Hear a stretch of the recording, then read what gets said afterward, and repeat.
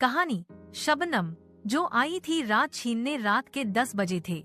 Hotel black रोज की top floor की suit में अयान खिड़की के पास खड़ा व्हिस्की घूंट घूंट पी रहा था। नीचे शहर की रोशनी थी, लेकिन उसके मन में सिर्फ अंधेरा। दरवाजा धीरे से खुला। वो आई शबनम, काले गाउन में, बाल खुले, होठों पर गहराई और चाल में जहर। लेट हो गई, उसने कहा। रात अभी जवान है, अयान ने मुस्कुराते हुए कहा। शबनम की नजर कमरे की हर चीज पर थी। शीशा, सोफा, बेड और एक छोटा सा लोहे का ब्रीफकेस जो अयान ने कोने में छुपाकर रखा था। तुम्हारे पास जो है उसे मैं लेने आई हूँ, शबनम ने धीमे से कहा। अयान पास आया, उसके कंधों पर हाथ रखा। और क्या तुम जानती हो, जो मैं चाहता हूँ वो सिर्फ तुम हो। शबनम ने उसके सीने पर उंगलियां फिराईं। तुम्हारी नजरों में कुछ है या सिर्फ खेल है ये? खेल वही जीतता है जो दिल भी और जिस्म भी पढ़ सके। अयान ने उसके कान में फुसफुसाया। शबनम ने धीरे से गाउन की जिप खोल दी। उसका बदन अब अयान की सांसों में घुल चुका था, लेकिन उसकी उंगलियां अब भी ब्रीफकेस के लॉक की दिशा याद कर रही थीं। वे बिस्तर की ओर बढ़े। चादरें सिल्क की थीं, मगर जिस्मों पर पसीना था।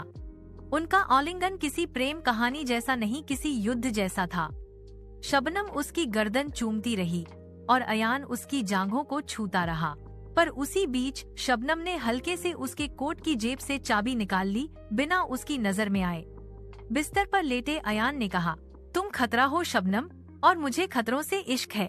शबनम ने मुस्कुराते हुए कहा, और तुम मुझसे ज्यादा उस ब्रीफकेस से प्यार करते हो। अयान की आंखों में एक पल को सन्नाटा आया। तो तुम जानती हो? मैं सब जानती हूँ। वो डेटा, वो रिकॉर्डिंग, वो कत्ल का सबूत, और सबसे ज्यादा तुम्हारा खेल।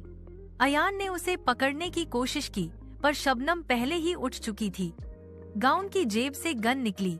एक कदम भी बढ़ाया तो तुम्हारा आखिरी चुंबन यही रहेगा। तुम्हें लगता है ये सब इतना आसान होगा? नहीं, शबनम ने कहा, पर तुम्हारा जिस्म मेरे नीचे था और दिमाग मेरे ऊपर। शबनम ब्रीफकेस खोलने ही वाली थी कि पीछे से कोई और आवाज आई, बहुत बढ़िया काम किया, एजेंट 47। दरवाजे पर था एक इंस्पेक्टर सीक्रेट सर्विस से। शबनम ने अयान की ओर देखा। जो सोचा था वो हो गया। तुम्हारी रातें, तुम्हारा डेटा, सब मेरा। अयान ने हौसते हुए कहा, कम से कम मरा नहीं, पर तुझसे मोहब्बत करके खुद को खो जरूर दिया। शबनम दरवाजे तक आई, फिर पलटी। तुम अच्छे थे, पर मैं तुम्हारी तरह धोखेबाज नहीं, बस जरूरत से वफादार हूँ सच के लिए। अयान ने उसका नाम पुकारा। अगर अगली बार मिलो तो मोहब्बत करने आना, जासूसी नहीं। शबनम मुस्कुराई और बोली, अगर अगली बार मिले तो मैं दुश्मन नहीं, आशिक बनूंगी।